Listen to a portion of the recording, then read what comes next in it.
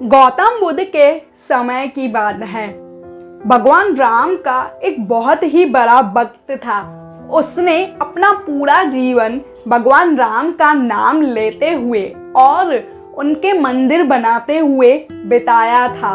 हालांकि इसके लिए उसने जितना हो सका हर तरह के मोह इत्यादि से बचने की कोशिश भी की, खुद को इन सब से दूर भी रखा। लेकिन अपने जीवन के आखिरी सालों में उसके मन में एक सवाल आया कि क्या भगवान सच में होते हैं।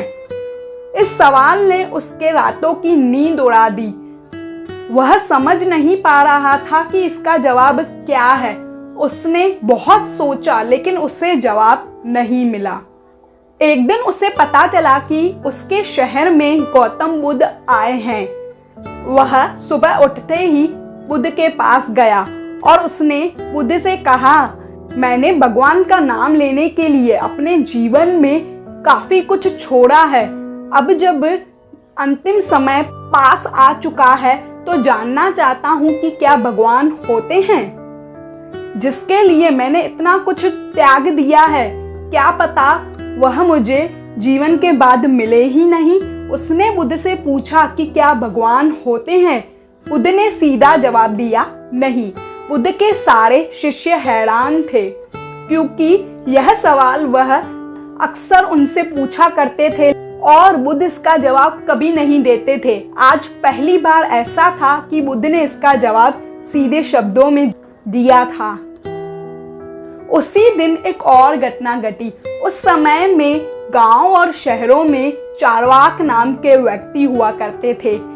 यह व्यक्ति लोगों को यह यकीन दिलाते थे कि भगवान का अस्तित्व नहीं होता है। जिंदगी भर भगवान पर विश्वास करने वाले लोग चार्वाक से 10 मिनट बातें करके यह यकीन कर लेते थे कि भगवान का अस्तित्व नहीं होता है, भगवान नहीं होते हैं। उसी दिन चार्वाक व्यक्ति बुद्ध से मिलने आया। उसे शक था कि वह लोगों को यह यकीन तो दिला रहा है कि भगवान नहीं होते, लेकिन अगर भगवान होते हैं तो क्या उसे मृत्यु के बाद अकेला छोड़ देंगे। वह बुद्ध के पास आया और उसने पूछा कि क्या भगवान होते हैं। बुद्ध ने सीधे शब्दों में उसे जवाब दिया, हाँ होते हैं भगवान। बुद्ध के सारे शिष्य यह देखकर हैरान हो गए।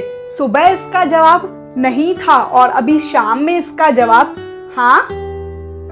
इस पर बुद्ध ने बताया कि अक्सर हमारे सवालों का जवाब हमारे अंदर ही होता है। अगर किसी के अस्तित्व पर विश्वास डगमगाने लगे तो वह कैसे हो सकता है, और अगर किसी के अस्तित्व पर विश्वास होने लगे तो वह कैसे नहीं हो सकता। भगवान है या नहीं, इसका जवाब आपके विश्वास में ही छुपा हुआ है।